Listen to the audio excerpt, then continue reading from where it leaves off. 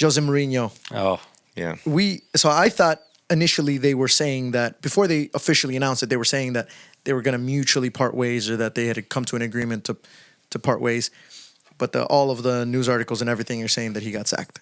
He was sacked.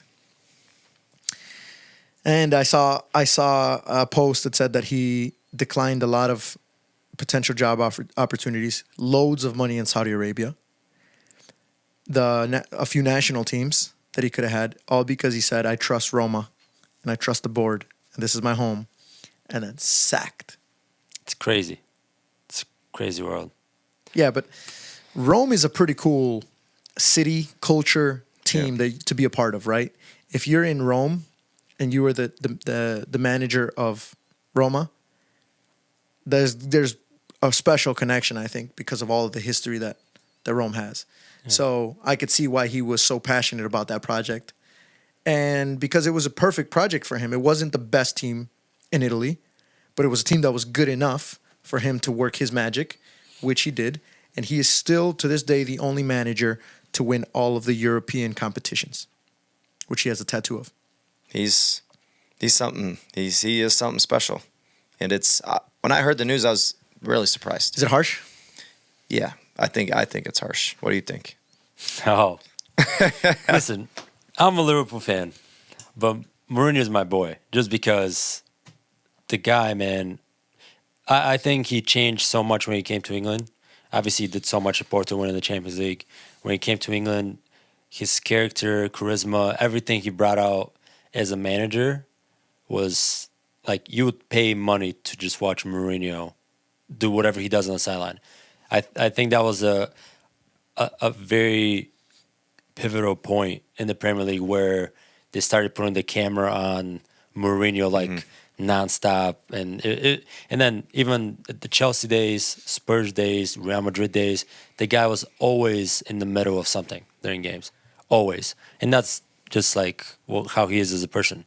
But when it comes to this bullshit that I heard the other day of Roma sacking Mourinho after 2.5 years, so Mourinho gets the job at Roma, stays there for 2.5 years, helped Roma win their first trophy in 14 years. So in the 2.5 year period, they win their first trophy in 14 years. I mean, that's impressive on its own. They won the Europa Conference League. He was also, so they won the Conference League in 21, 22. He was a runner-up in the Europa League the following year, when we had the accident with the Premier League ref, what Anthony something, I forgot his name. And then he went after him after the game. I don't know if you guys remember that. Anthony Taylor, yeah. He went after him after the game, and the fans got involved, whatever. So again, not that I support that, but it just shows the passion that Mourinho has. Anyway, so he was a runner-up for the Europa League, and then got Roma in the top 10 UEFA rankings for the clubs. So when you're thinking about a team that hasn't won anything in 14 years, and now you're mentioning them in the top 10 with the Man Cities, the Real Madrids, Barcelonas, who are spending billions in the past 10 years. That's not... Look, the trophy is great. What he's done with the team is great. This is what stood out to me when I was doing all this.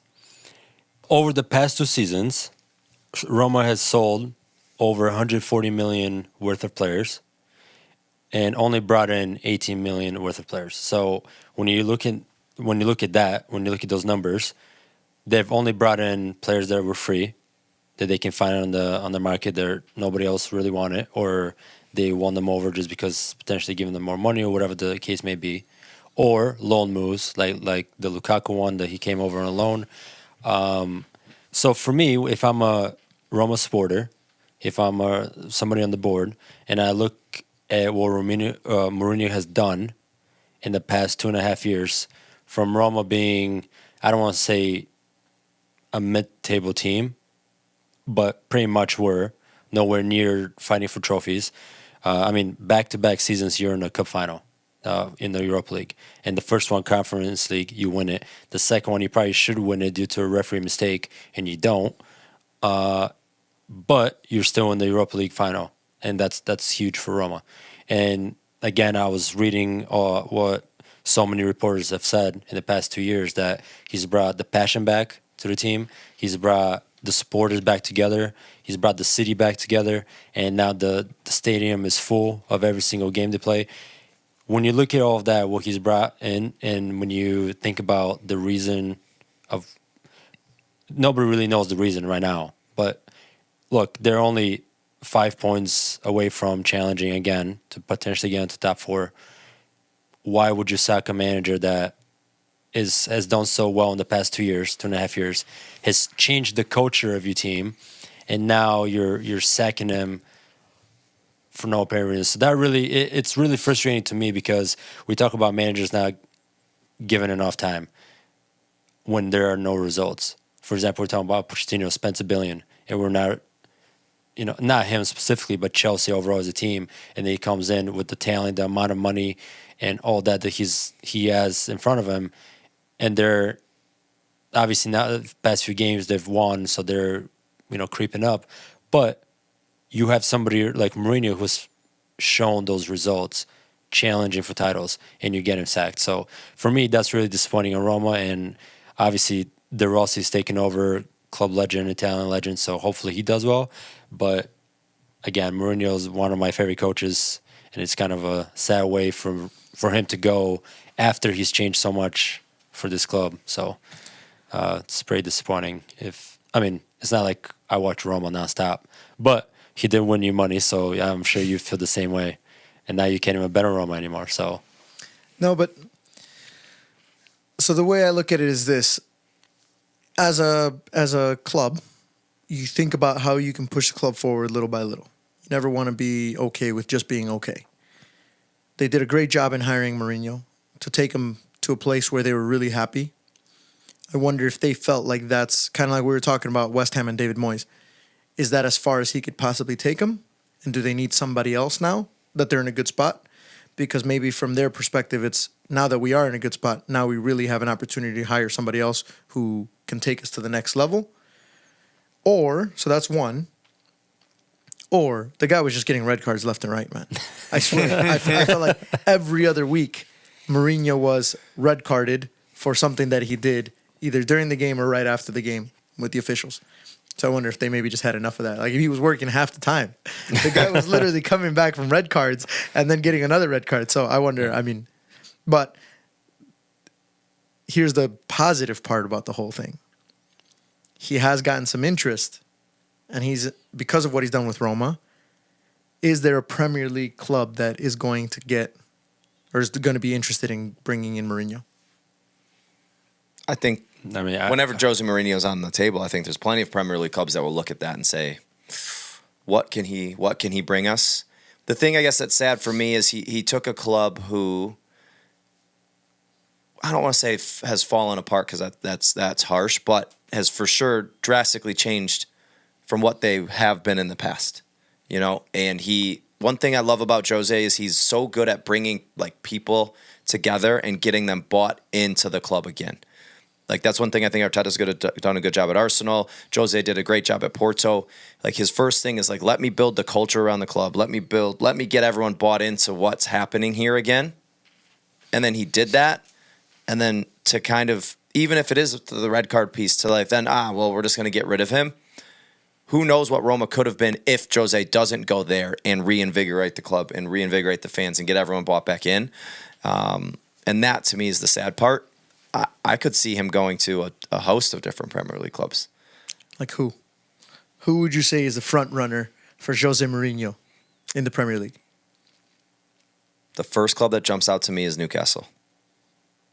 Newcastle would be perfect. In terms of like a sleeping giant that has the history, that's been a top club before. They'll spend the money. Essentially the Roma of the Premier League. Yeah, they've got great players. They're willing to spend more money to back him. That St. James's Park already rocks on certain days. That imagine him coming in and doubling down and doubling up that culture. That to me is like one of the top ones. What do you think, Georgie? Newcastle's a really good one. If you're the Newcastle board, are you okay with sacking Eddie Howe so that you can bring in Jose Mourinho? No, not right now. Just because you miss your chance, because he's not a guy that's going to take a year or two off. Yeah, but He might take the rest of this season off, though. like we're talking about Sack Eddie Howe now, are you? Eddie Howe, who got you in the Champions League, and then 6 months later you're gonna get rid of him. That's, I mean, look, Yeah. they're not doing the best, obviously. But they're not doing terrible either. They're not doing terrible either, and they have a lot of injuries, so you can blame it on that if you want. But So what about someone like a West Ham? yeah, I mean, West Ham's that was what I was thinking as well. West Ham is, I mean, all the West Ham fans want David Moyes out anyway, so I just wonder if Mourinho would want a team like West Ham. Because Newcastle, with the whole situation that they have, they're in a pretty good spot for him to get a little bit of support. and money like transfers and all that. Yeah, and they're trying to do something with that. Whereas West Ham, it's almost like do well with what you've got. You're never going to compete against Manchester City or those types of teams in terms of the transfer windows and things like that. But do what you can with what you got. And I don't know if he's okay with that to a certain point, but I think he still has a mentality of like, if I know that I can't be successful, I don't think I'll take that job. There's certain teams, certain calibers of teams that he will take. And I think like Roma was a perfect one. I think Newcastle would be the ideal team for him. Yeah. Back to Man United he goes. Or any chance he goes back to Chelsea? If this thing with Pochettino doesn't work out? I was thinking about that too. Yeah. Different owners since the last time he was there, right? Yeah. So, Todd Bowley. Is Todd Bowley even still the owner? He's gone quiet. Man's gone quiet since. He has gone quiet. I mean, he's probably doesn't have money left anymore, so. So, if you're Todd Bowley, I mean, the thing about Todd Bowley is that Todd Bowley doesn't really know the history. He doesn't really know the importance of a manager Football like Mourinho. heritage. Yeah, he doesn't really know that, right? He just knows like, all right, how much does he cost? Sure, I can pay that or not. Whatever. But I wonder if the board, Chelsea, the owners, Todd Bowley goes up to Mourinho and says, hey, it's different around here now. We're trying to build something. I know you've been sacked by Chelsea twice in the past. However, it's under new ownership. Essentially, you're working for different people, essentially. So would that interest Jose Mourinho? Yeah, I think it would. And I don't know. I just, can you imagine he goes back to Chelsea and gets sacked again? I mean, come on, man. Yeah, but he's not getting sacked by the same people. It's different. It's under new management. Any chance he goes and grabs the national team instead? I actually, if there's, okay, well, he's Portuguese, so obviously Portugal stands out. But I would love for him to take England. Oh, man. I would love for him to take England. I don't know, man. Could you imagine? Oh, I could. I just think. I mean, the styles will clash a little bit because England are more like free playing and all of them are like star boys, as you want to call them. And now you have somebody. But you're also like, you're the team with the British royalty. Like you are held to a certain standard. You're a little bit more classy than a lot of the other teams. Like than his quote unquote antics that you hear in the press conference. So that's what I'm worried about because like when Manchester United got him, I was very surprised. Because just thinking about Manchester United and what like Sir Alex Ferguson had taken that club to, like a certain level of class, and they went with Mourinho. To me, at the beginning, I was like, they're kind of desperate if they're doing this, because they're supposed to have these standards of being like this high class club. So now you think about the national team, and you think the people making the decisions for the manager be like, I don't know, Mourinho's that's a little out there in terms of what we are looking for. Not even just on the pitch, but like off the pitch, the profile of I think our culture. England would suit him it would suit us as spectators, England-wise, just because of the clash of the culture. On the field, player-wise, I think Portugal fits him to a T. I almost think that, though, like thinking it through, I had never even thought that he would go to England, but it almost is like that clash of styles of like you having these star boys when you can go down the list, whether you have Saka or Bellingham, and you can keep going. But if he comes in, he might give them what they also need on the pitch, because talent-wise they have it, but do they have the grit and determination in tough games to see them out? They also don't have a bunch of players who've won a ton of trophies that he has, and he gives them that mentality. But I don't see that. I don't see the England FA moving on from Gareth Southgate until after the World Cup. Yeah, and that might be a little. I guess we'll see. Unless they crash out of the Euros this summer. Yeah. Then that could change depending on where things. they finish, right? Yeah, if they don't make it out of the group stage or something crazy in the Euros. I just think if he gets hired the England job and he takes it, That's great television. The television in itself. If he takes over any other team in the world, national team, you're not going to get as much press. When you take the English national team, the pressure and everything that's been building up for years and years and years, that's going to be so fun to watch. England play. I would tune into watching. I mean, I would watch England now, but I would tune in just to watch Mourinho coach England. Yeah, Well, that's why the United States, huh? That's the USA. That's why I'm so excited about him coming back to the Premier League, because I would get excited, whichever team he's with, to see him coaching against Klopp, to see him coaching against Guardiola or against Arteta. It would be pretty interesting, entertaining for sure. So that's why I want to see him back in either the Premier League or on the national stage. If he would be the next manager of the English national team, I think that would be fucking fantastic. It would be amazing to watch. But he's probably gonna go to Saudi Arabia, so